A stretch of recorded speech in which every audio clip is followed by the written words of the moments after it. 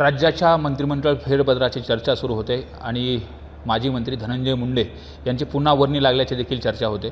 त्या संदर्भात देखील मोठ्या प्रमाणात आता राजकीय वर्तुळात देखील चर्चा होते। माझ्यासोबत बोलण्यासाठी माजी मंत्री आणि आमदार प्रकाश दादा आहेत। दादा, काय सांगाल, धनंजय मुंडे यांना पुन्हा मंत्रिमंडळात समावेश करण्याच्या अनुषंगाने त्याची हालचाली आणि त्याची चर्चा आहे? नाही, ही चर्चा आहे किंवा अजितदादाकडूनही तसे संकेत दिले जात आहेत, हे आम्ही तुमच्याप्रमाणे आम्ही माध्यमातूनच पाहतो आहे। आणि ठीक आहे, धनंजय मुंडेंना जर संधी मिळत असेल तर त्याच्याबद्दल मला त्यांना शुभेच्छा द्यायच्या आहेत। त्यांना परत मंत्रिमंडळामध्ये घ्यावं, बीड जिल्ह्याचं पालकमंत्री करावं किंवा अजून काही मोठं पद त्यांना मिळावं, निश्चितच त्यांना माझ्या शुभेच्छा आहेत या प्रसंगी। मात्र आपण जर बघितलं तर अनुभवी आहात, 35 वर्ष राजकारणामध्ये, 5वी टर्म आहे, कुठेतरी पक्ष या संदर्भात विचार करत नाही का? आणि या अगोदर देखील मंत्रिमंडळ विस्ताराच्या टायमाला तुमच्या मंत्रिपदाच्या संदर्भात चर्चा होते, मतदारसंघात देखील लोक तशा पद्धतीने आग्रह धरतात। नाही, ही चर्चा नेहमी होत असते, परंतु मागील 35 वर्ष मी राजकारणात समाजकारणात काम करतो आहे आणि कुठंतरी नेतृत्वाच्या मनामध्ये म्हणजे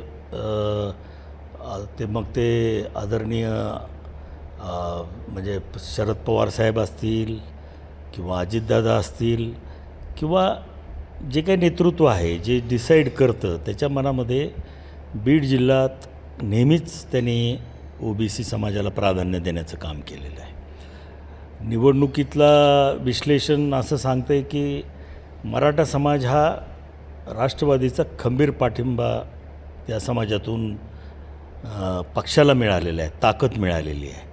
परंतु जेव्हा जेव्हा बीड जिल्ह्याच्या पालकमंत्रीपदाचा प्रश्न येतो तेव्हा नेहमीच OBC किंवा मागासवर्गीयाला प्राधान्य नेतृत्वाने दिलेलं आहे आणि त्याच्यामुळं मला काय फार अपेक्षा नाही आहे मंत्री होईल वगैरे वगैरे, आणि त्यामुळं पक्षश्रेष्ठी या बाबतीत निर्णय होईल जेव्हा व्हायचा आहे तेव्हा।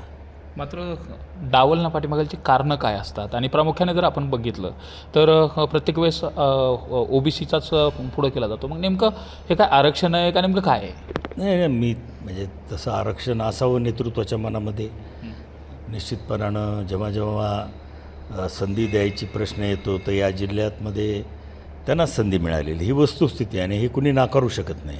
आणि म्हणून मला असं वाटतं की बाबा याच्या बाबतीत ह्याची कारणं काय आहेत हे नेतृत्व सांगू शकेल, मी नाही सांगू शकणार की नेतृत्वाच्या मनामध्ये काय आहे आणि ते कुठल्या पद्धतीनं विचार करून निर्णय घेतात, याच्या बाबतीत नेतृत्व जास्त सांगू शकेल। मात्र अनेक वर्ष तुम्ही पवारसाहेबांसोबत देखील काम केलं, आता अजितदादासोबत काम करताय, मात्र ते कुठं जे काही नेतृत्वाच्या बाबतीमधला जो बीड जिल्ह्याच्या संदर्भातला जो दृष्टिकोन आहे तो बदलला असं वाटतं?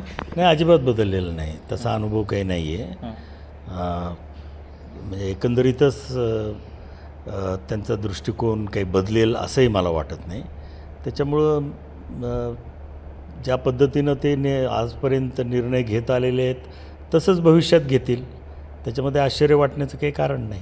मात्र इथं बघितलं तर जी मराठा समाजाची वोट बँक आहे ही राष्ट्रवादीच्या पाठीमागं कायमस्वरूपी राहिली, पण त्या तुलनेमध्ये राष्ट्रवादीकडून मराठा समाजाला मिळालं का आणि ते किती प्रमाणात मिळालं? आज तुम्ही मंत्रिपदाच्या शर्यतीमध्ये लोक तसं चर्चा करतात, पण नेमकं आडवं काय येत आहे?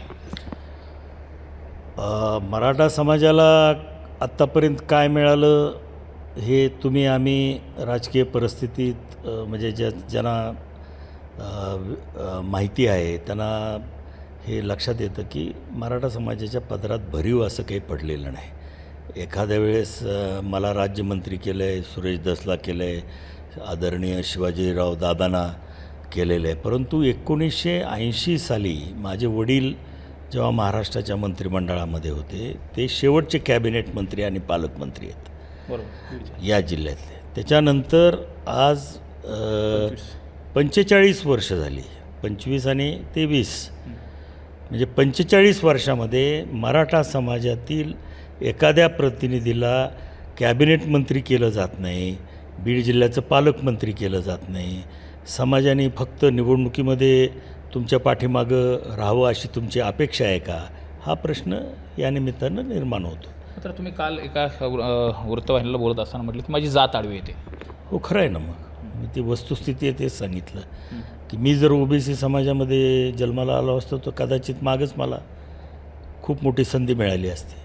परंतु दुर्दैवानं ते काय कुठल्या जातीत जन्म घ्यायचा आहे काय कोणाच्या हाती नाही. आणि म्हणून ते एक मला विचार करून वाटतं की बाबा ठीक आहे, आपण मराठा समाजात जन्मलो हाच आपला दोष असावा असं वाटतं कधी कधी विचार केल्यानंतर. मात्र पक्षश्रेष्ठीकडे तुम्ही या संदर्भात पाठपुरावा केला का? या अगोदर देखील का ज्यावेळेस निवडून आले, एवढ्या मताधिक्याने निवडून आले, ही 5वी टर्म होती, याबाबतीत तुम्ही तसा काही प्रस्ताव दिला होता का त्यांच्या? हे प्रत्येकजण आपापल्या परीनं प्रयत्न करत असतो. म्हणजे मी प्रयत्न केला नाही असं कसं म्हणणार. बरोबर. करतो आपण.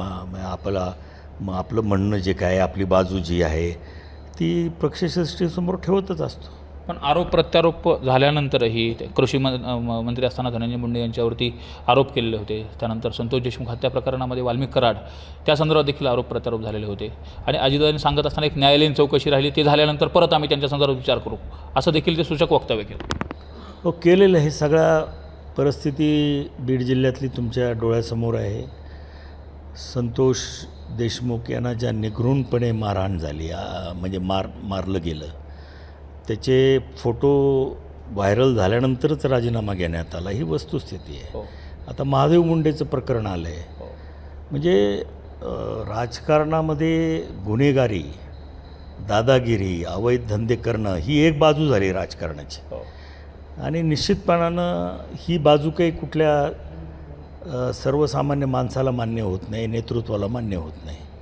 आणि म्हणून कदाचित अजितदादांना त्या न्यायालयीन चौकशीची ते वाट पाहत आहेत कदाचित. त्याच्यामुळे म्हणजे त्यांचं स्थान पक्कं आहे, त्यांची जागा रिझर्व आहे आणि ते दोषमुक्त झाल्यानंतर त्या पहिल्या जागेवर ते जातील, त्याच्याबद्दल माझ्या मनात शंका नाही. आणि त्यांना मंत्रिपद मिळावं या माझ्या शुभेच्छा आहेत. आपण एकंदरीत बघितलं, धनंजय मुंडे यांच्या पुनर्मंत्रिमंडळ वापसीची चर्चा होते आणि त्यावरती आता प्रकाशदादा यांनी देखील मत व्यक्त केलं आहे. आणि मत व्यक्त करत असताना या अगोदरचा बीडचा इतिहास आणि राष्ट्रवादी पक्षामध्ये शरद पवार असतील, त्याचबरोबर अजित पवार यांच्याकडून मराठा समाजाला कसं डावललं जातं आहे याचा पाढा देखील त्यांनी वाचला आहे. सुरेश जाधव, न्यूज 18 लोकमत, माजलगाव.